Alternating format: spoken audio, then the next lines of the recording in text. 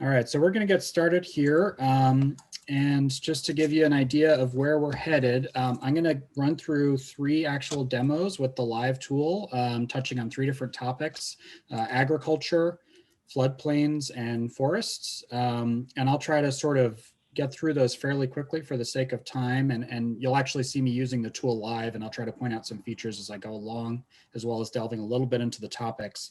And my goal is to leave lots of time for questions and discussion at the end. I have Althea on the line in this breakout room as well. She's labeled Scenic Hudson. She's going to be keeping an eye on the chat for me, and also she's going to pull the hook out if I'm talking too much. So I'm going to go ahead and share my screen again and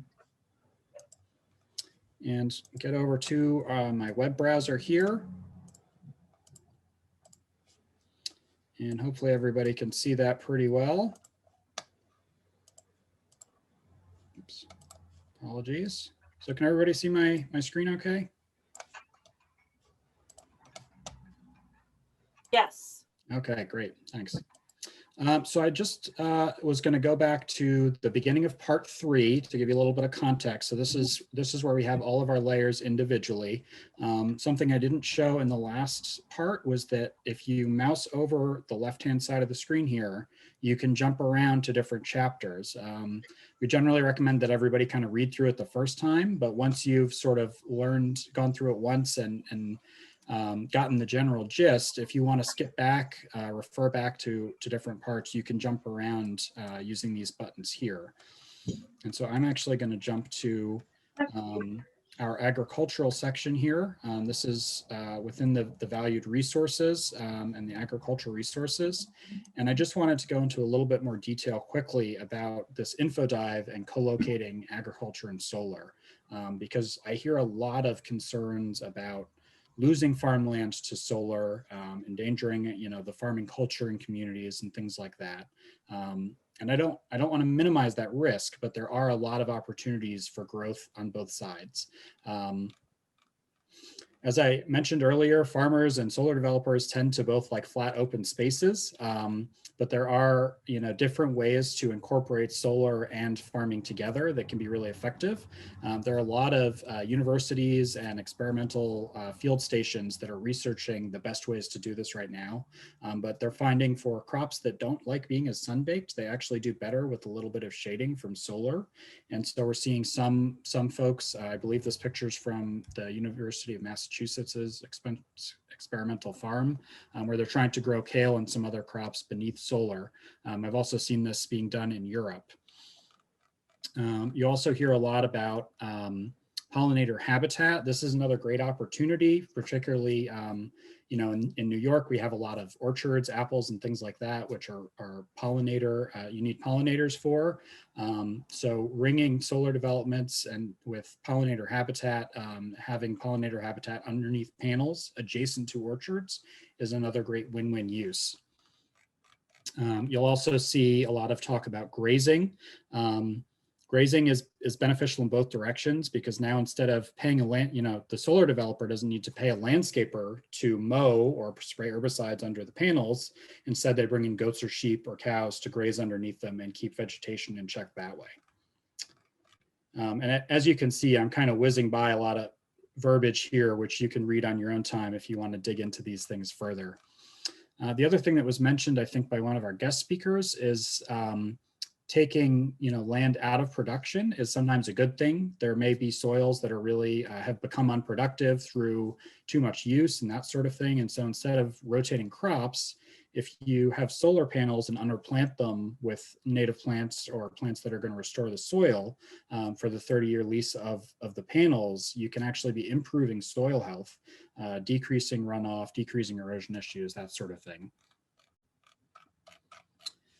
The last thing I'll point out in our co-locating solar and agriculture info dive here is that we have some additional resources. These are from NYSERDA, from the New York Department of Ag and Markets, the New York Farm Bureau, et cetera. And these are all great resources that sort of delve into some of the real nitty gritty stuff of best practices. For instance, the guidelines for construction mitigation for agricultural land. So how do you make sure that a solar developer is not having negative impacts on soil during construction? This guide will get into that. So there are lots of in-depth resources out there, and we have several of them listed here. I also want to touch quickly on farm soils. We have 3 classifications of farm soil included thus far in the mapper, the prime if drained, and farmlands of statewide importance. So here we see the town of Clinton and in Dutchess County. And you can see where all of these soils are located. And this can be useful if you have a specific site in mind, or if you want to see the general layout of agriculture in your town. But I find it not, it's a little hard to wrap my head around what does this actually mean? And so we've included some acreages here in an additional document for each town, and they're organized by county. So I can click on Dutchess and then find Clinton. I find that the town is about 25,000 acres, give or take, and only 2,300 or so of those acres are prime farmland. That's the best class of farm soils that you can have. And so that helps me put it in perspective now. If you have a solar project that may use up 100 acres of prime farmland, does that matter for your town if you want to be an agricultural community? Again, this doesn't give you the answer, but it'll help you put those numbers in perspective. So again, there's only about 10% of the town is prime farm soils, but almost half the town, or more than half the town, more than half the town has some sort of farmland soil ranking, and there's almost 10,000 acres of farmlands of statewide importance. So again, this hopefully helps you put in perspective what it actually means when you're looking at these soil layers and talking about, if you want to set a guideline, we're not going to develop more than this proportion of prime farm soils in our town if agriculture is important to our town. This hopefully helps you sort of get a handle on that. What does it mean, that farmland of statewide importance? So these are sort of plain language rankings, and so the prime soils are the best. Farmland of statewide importance is recognized by the state as useful for agriculture. And we do have some more details if you read this text explaining a little bit more what these things mean. But the basic idea is these are sort of rankings.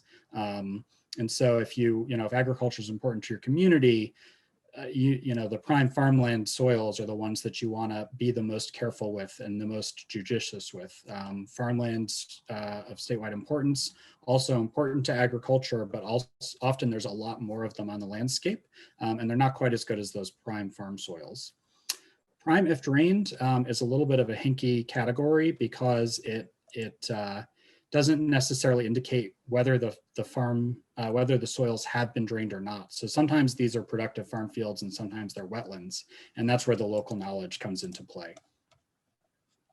So I'm going to skip over to our next topic here, which is forests. We talked a little bit about forests. We do have our forest cores layer in the map. Again, I'm in part 3, and if I zoom in, our forests cores and edges should load.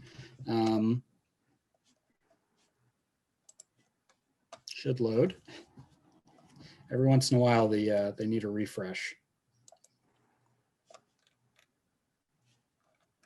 And you'll notice when the map first loads, you're zoomed out and nothing will load. But as I zoom in, hopefully the forest core, there they go, will come up. So there we go. Again, we have an info dive sort of explaining what a forest core is and why it's important. They're basically what they sound like. They're the interior forests.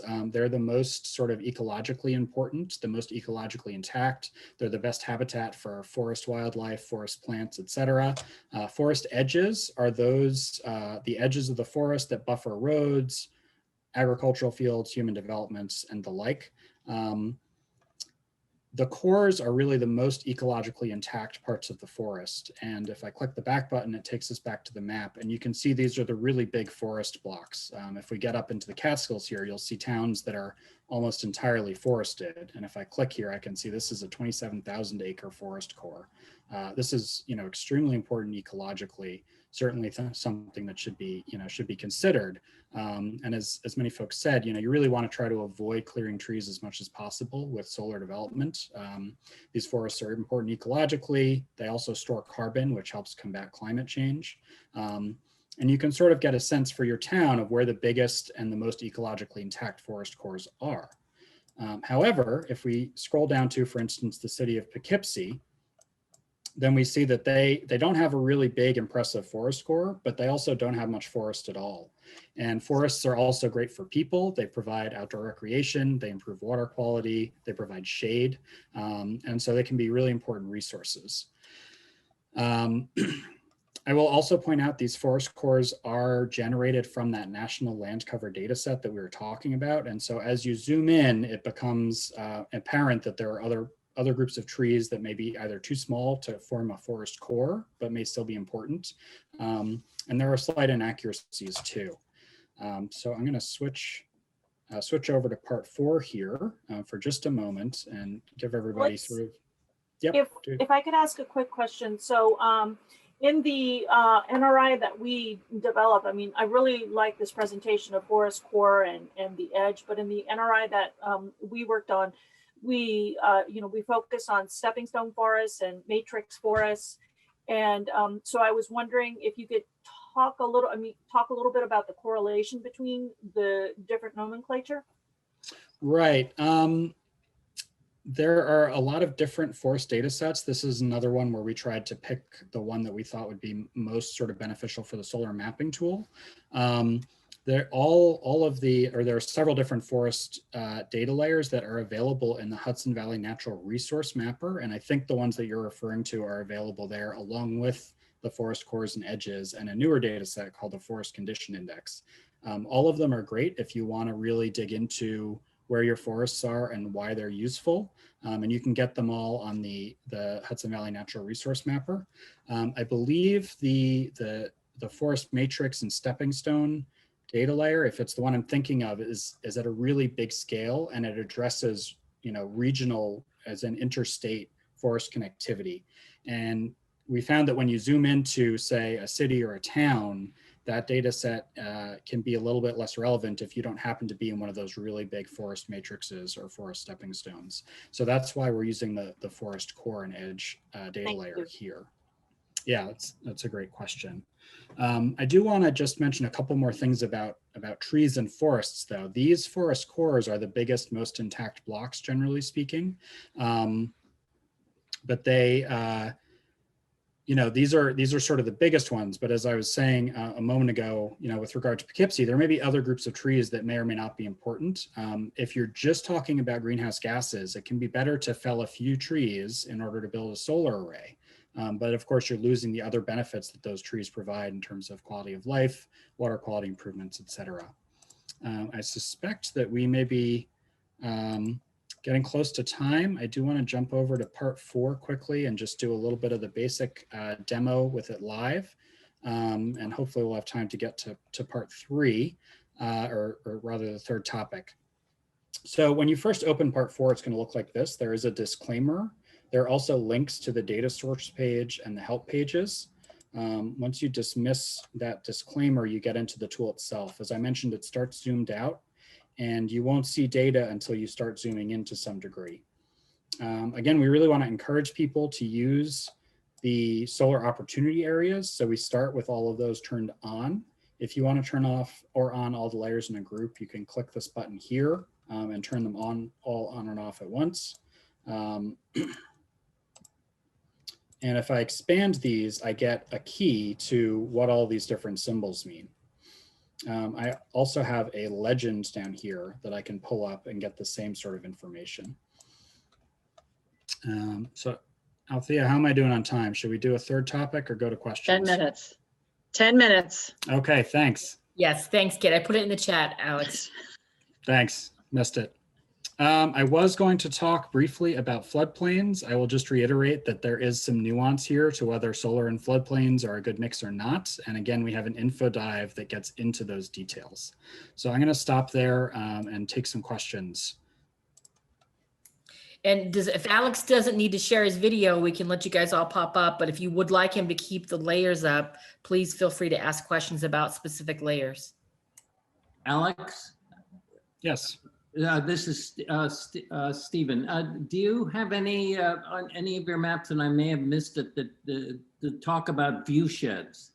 I mean, we've had an issue with a solar installation that's going on, that's on some flat land, but right across the street, the terrain goes up and there are houses up on that hill with views of the Catskills, and they're looking right over top of the solar installation.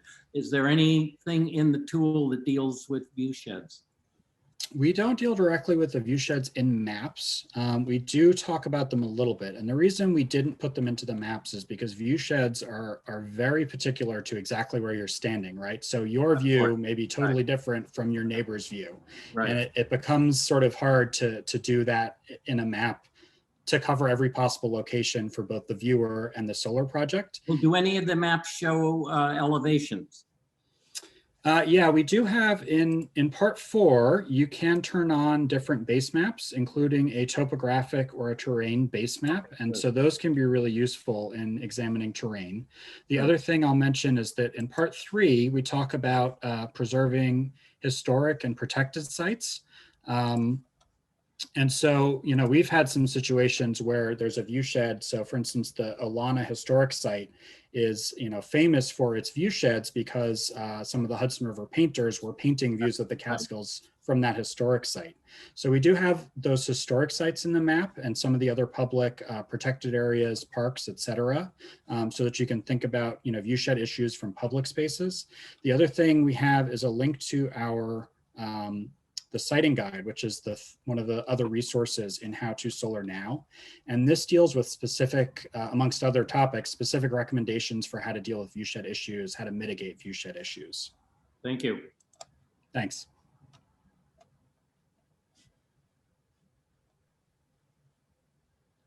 Other questions? Alex, would you mind going back? You were about to say some really amazing stuff regarding floodplains and solar. So I was wondering if you might go continue that. Absolutely. Thanks for asking. So, so here we have our floodplain and wetland resources on our map. And as I mentioned, we have an info dive about this because it is a bit of a nuanced topic.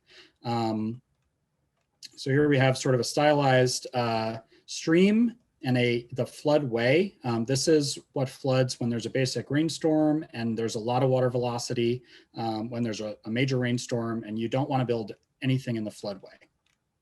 The flood fringe is a bit further back, and there may be times when it might be appropriate to put solar panels in a flood fringe if you underplant them with the right plants.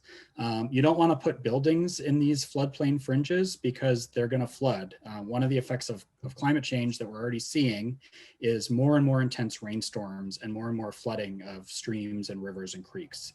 And so anything that's in the floodplain, either the 100-year or the 500-year floodplain, is going to see more and more flooding as time goes forward. And so we hope that people are going to start moving buildings and parking lots and things like that out of these floodplains, both to protect those assets and to ensure that flooding isn't made worse downstream. But you can envision some instances where you might want to replace buildings with solar panels that are underplanted with plants. That allows rainwater to infiltrate into the soil, recharge watersheds, make better water quality and less runoff. And so I pulled up an example here to show everybody. So here we have in the darker pink is the floodway. So this is where the fastest and worst flooding happens. In the lighter pink, we have still in the 100-year floodplain, or the 1% likelihood of floodplain, but this is not in the floodway. And if I zoom in, you see there are a whole bunch of retail spaces and parking lots here. And so this is going to exacerbate flooding downstream. These places are going to flood more and more often. They also collect a whole bunch of rainwater, shoot it right into the creek, and pour it all right onto these poor houses down here. So this is not ideal floodplain management. So thinking about changing zoning moving forward, and not to say that these buildings should be torn down immediately, but thinking about what you want your community to look like in the future, these fringes may be a good place to, instead of having buildings, put in solar where they're already close to other buildings that might need electricity, underplant that solar with flood-friendly plants, native plants, restore the soil, make sure that water that runs off those solar panels can be sort of infiltrate or seep into the ground slowly instead of rushing downstream and bringing all the motor oil and road salt from those parking lots with it into your streams. So you can see how looking in the long term, rethinking some of these really urbanized or developed floodplain fringes and thinking about where solar might be a good fit there might be a good thing to consider when you're, say, revising a comprehensive plan, revising zoning, perhaps creating incentives and thinking about, where you want to direct solar developers to. There is a bit more information in the info dive. I'll just mention natural floodplains like this forested floodplain are really important habitat and they're really good for water quality. So you would never want to put solar panels in a place like this, but a place like this where you've had flooding problems in before, you've had erosional problems, you're going to already plant things. The fringes here, perhaps solar is the best thing to go there. And again, it's a co-location concept. Alex, Yes. I wanted to ask you about the forested area. We have a project which is a 30-acre forest that it's being proposed that it be removed to place a solar array, which is to all of us against every criteria and goal that you've been talking about and that we agree with. And so we are needing to really get up to speed on all this. The result of that project would mean that all of the flooding and the rain and the wetlands that are within that, all that would have to be drained off into some storm drainage system, thereby losing, the benefit of not only the forest, but all the other aspects that it delivers, like we're looking at the ecological benefits of the forest. So I know you mentioned cutting down a few trees, but it seems to be on a huge scale that we are not satisfied with that size and scale in that area. So how can we use the map for the forest protection area? Mm-hmm. Sure. I would say, one thing I'll point you to is the list of forest benefits in our info dive here, as well as sort of the ecological concepts about cores and edges. And the other thing you may want to refer to is looking at your forest cores and helping put sort of that 30 acres into context. And that may help you explain why those 30 acres are best left as forests. And the other thing the mapping tool may do is help you to identify some better places for solar for your community. Yes, and the problem with the better places, as if you look at a developed area of town, which is where many things are sited, cell towers, recycle centers, etc., how do you fulfill the environmental justice portion when you're looking at developed areas where people may live more densely, if you ultimately wind up saying that's a good site, which some people are saying that? Right, so you're asking, just to make sure I heard you right about it, environmental justice with regard to the more developed areas, is that right? Yes. And that's a great point, and I'm glad you made it. A part of one of the tenets of environmental justice is stakeholder engagement and involvement. And so you do need to involve communities where you're trying to, if you think it's a good idea to put a solar project in place X, hopefully you're engaging with all of the neighbors around that area and the community around that area, and involving them in the conversation about why you think it's a good thing for solar to be put there.